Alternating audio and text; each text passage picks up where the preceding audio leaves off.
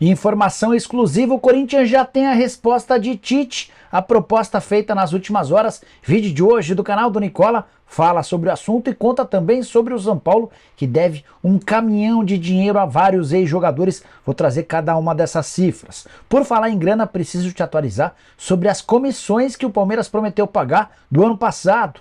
101 milhões de reais, você vai entender direito daqui a pouco. Preciso te falar também sobre a SAF do Galo. Existe alguma ameaça dela não avançar? Falo também sobre a Copa do Brasil, com todos os 16 times definidos, novidades envolvendo o James Rodrigues, reforços no Vasco da Gama e muito mais.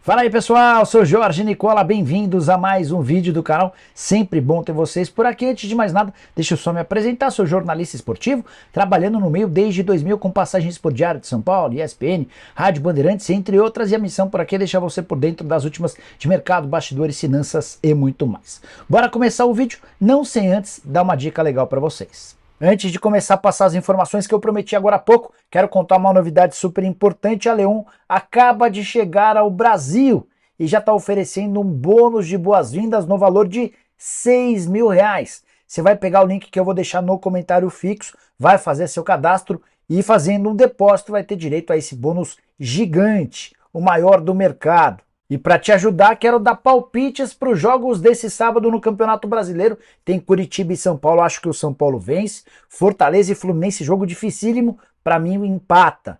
Palmeiras e Corinthians, clássico espetacular com vitória do Palmeiras. Red Bull Bragantino e Cruzeiro da Red Bull. Santos e América Mineiro da empate, além de Atlético Mineiro e Atlético Paranaense. Estou imaginando uma vitória do Atlético Mineiro. E você? É bom de palpite, manja de futebol? Então pega agora mesmo o link que eu vou deixar no comentário fixo, já faça seu cadastro na Leon e aproveite esse bônus de até R$6.000. Boa sorte!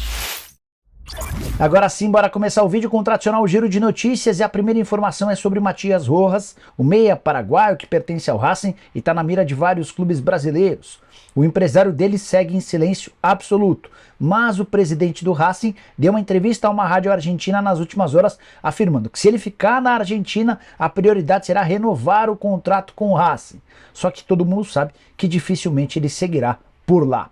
Quero falar também sobre Varela, lateral direito do Flamengo, que virou mais um problema. O jogador vai precisar passar por uma cirurgia por causa do quadril. Essa operação está marcada para o próximo sábado e não há data para o seu retorno. Na lateral direita, o Flamengo já tem outro problema. Mateuzinho foi recentemente operado por causa de uma lesão na perna. Quero falar agora sobre o Fluminense, que decidiu romper os 2 contratos que tinha com a marca Reserva. Essa marca produz, ou melhor, produzia camisetas e uma linha mais casual para o Fluminense. A decisão do Flu de romper os contratos se deu depois que o CEO e fundador da empresa resolveu atacar o Fluminense. Ele é vascaíno declarado e usou suas redes sociais para primeiro cutucar o Fluminense, lembrando que no sábado o Flu levou 38 mil torcedores ao Maracanã e no domingo o Vasco levou 60 mil. Para completar aí que o bicho pegou, o fundador da marca Reserva afirmou que há menos de um século jogadores pretos precisavam passar pó de arroz para jogar futebol nas Laranjeiras. Hora de falar sobre James Rodrigues e a novela envolvendo o colombiano e especialmente o Botafogo. Os interessados no jogador hoje são o Botafogo, um time da Indonésia chamado Persib Bandung e o Besiktas da Turquia. Mas, de acordo com a imprensa colombiana, de onde o jogador é natural, o objetivo do James Rodrigues para a próxima temporada é voltar à La Liga, ou seja, ao Campeonato Espanhol. Você sabe que desde o dia 13 desse mês ele está livre no mercado, rescindiu seu contrato com o Olympiacos e tem mantido a forma física na Espanha. É por lá onde a sua família se ambientou e se adaptou mais, até por isso a vontade do James em permanecer no velho continente, mais especificamente na Espanha. Já contei para vocês que não existe muito ânimo entre os dirigentes do Botafogo em relação a essa negociação, não apenas pela questão financeira, mas pelo fato de o James nas últimas temporadas não ter dado muita prioridade ao futebol. existe a preocupação de gastar um caminhão de dinheiro para contratar um atleta que não vai dar conta do recado, especialmente por falta de interesse. Ah, só para completar, tem um dado importante do Botafogo. Você sabia que hoje ele é o time da Série A há mais tempo invicto? São 11 partidas sem derrota, com 9 vitórias e 2 empates durante esse período, 88% de aproveitamento, 31 gols marcados e só 9 sofridos.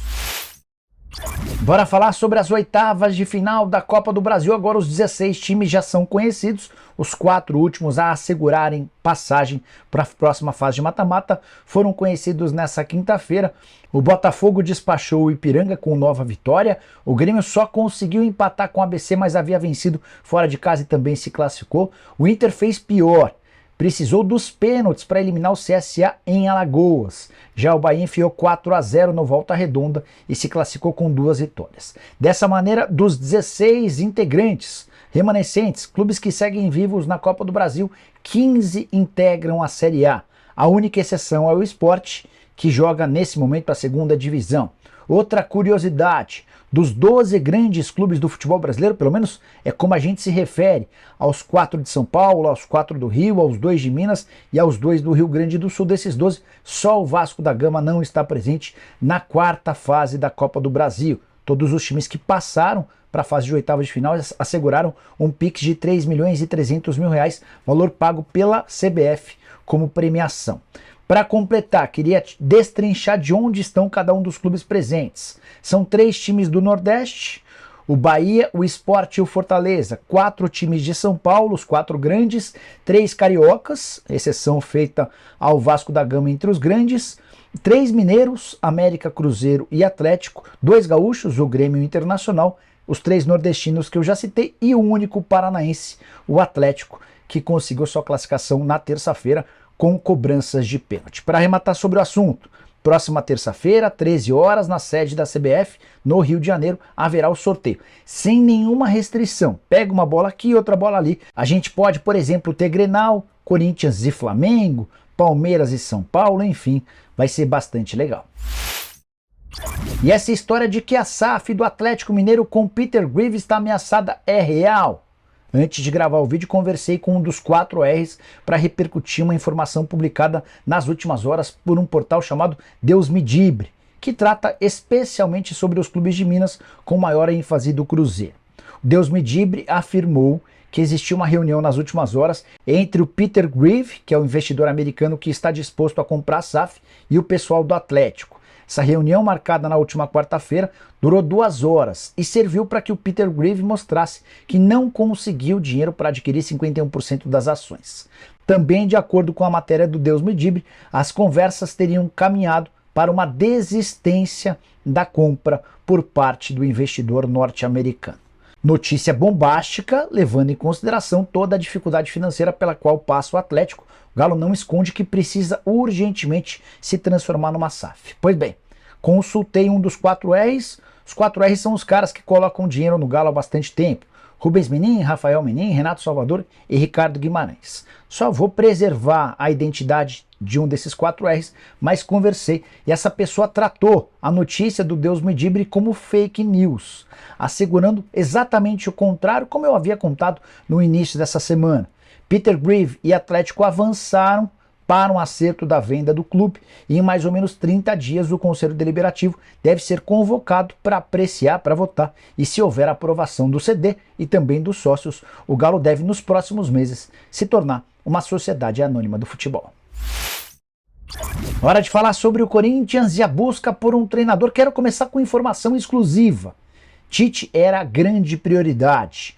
Duílio Monteiro Alves, o presidente alvinegro, dedicou boa parte da quinta-feira para tentar convencer o Tite a voltar ao Parque São Jorge. Foi a terceira oferta que o Corinthians fez ao Tite em poucos meses. A primeira na virada do ano, pouco depois de o Vitor Pereira ir embora. A segunda na semana passada, quando optou-se pela saída do Fernando Lázaro. E a terceira agora, com a desistência do Cuca em permanecer no Corinthians. Perguntei a um dirigente corintiano qual seria a chance de o Tite ser contratado nas próximas horas e a resposta foi, abre aspas, 0 chance, fecha aspas. Então, risquemos o nome do Tite. Apesar do sonho, apesar do apelo sentimental feito pelo Duílio, não vai haver acordo, o Tite vai aguardar por propostas de clubes do exterior.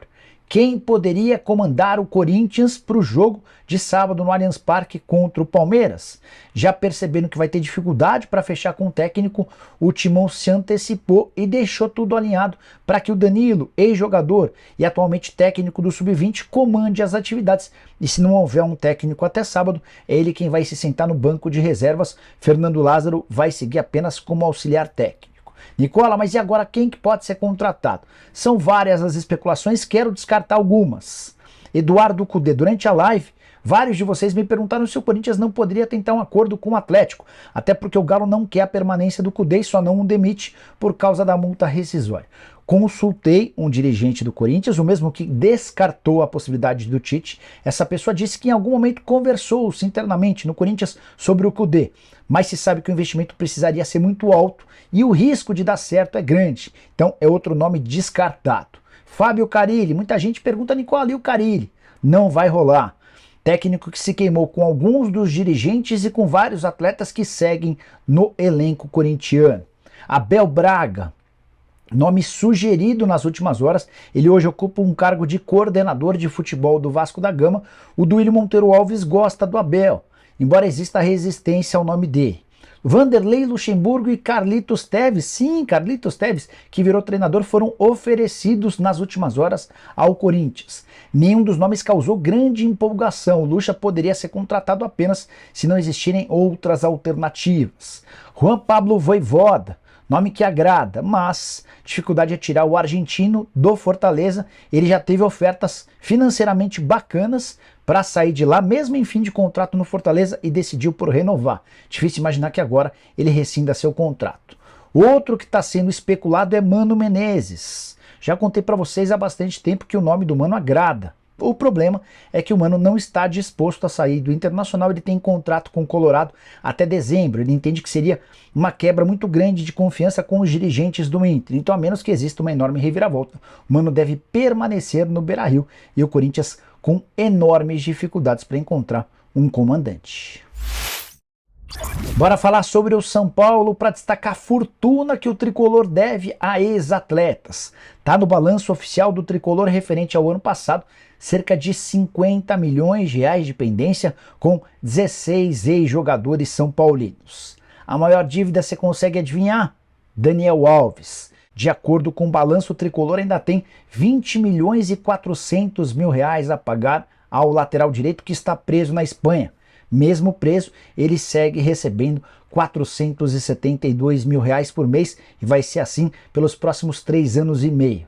Richarlison, ex-lateral do São Paulo, também meio-campista, hoje comentarista do Sport TV, tem 7 milhões e 200 mil reais a receber. Na sequência, Juan Fran, lateral direito de passagem horrorosa pelo São Paulo, até hoje não consigo entender porque ele foi contratado. O Tricolor deve a ele 5 milhões e 100 mil reais. A curiosidade é que Daniel Alves e Juan Fran chegaram praticamente juntos e somados vão levar do São Paulo nos próximos anos mais de 25 milhões de reais. O atacante Éder, outro de passagem bem discreta pelo Morumbi, tem 3 milhões e meio de reais a receber. Na sequência, Jusilei, essa é uma dívida antiga, São Paulo vem fazendo a quitação há vários anos, ainda restam 2 milhões e 700 mil. Thiago Volpe, comprado por mais de 20 milhões de reais junto ao Querétaro, vendido também para o México alguns meses atrás. São Paulo deve ao goleiro 2 milhões e 450 mil. Vitor Bueno, que hoje está no Atlético Paranaense, tem 1 milhão e 900 mil reais a receber. O Hernanes, 1 milhão e 400 mil. O Tietê, 1 milhão e 100 mil. E o Pablo, que voltou para o Atlético Paranaense, tem mais 1 milhão de reais. Nessa lista, mas com menos de 1 milhão de reais a receber, também estão o Bustos, Bruno Alves, Xandão, Júnior Tavares, Everton Felipe e Calazans. Quero fechar o vídeo com informação exclusiva. O Palmeiras deve mais de 101 milhões de reais em comissões referentes a contratações e renovações da temporada passada. Só para explicar o conceito, por comissão entenda um valor que você paga quando contrata um jogador ou quando estende o contrato de algum atleta que já pertence ao próprio clube. Esse pagamento é feito para empresários ou intermediários. Em geral, você paga 10% do valor total do negócio para o empresário. Ele funciona como uma espécie de corretor de imóvel. Você compra uma casa e tem que pagar um percentual ao corretor. No caso do futebol, você paga ao empresário essa comissão.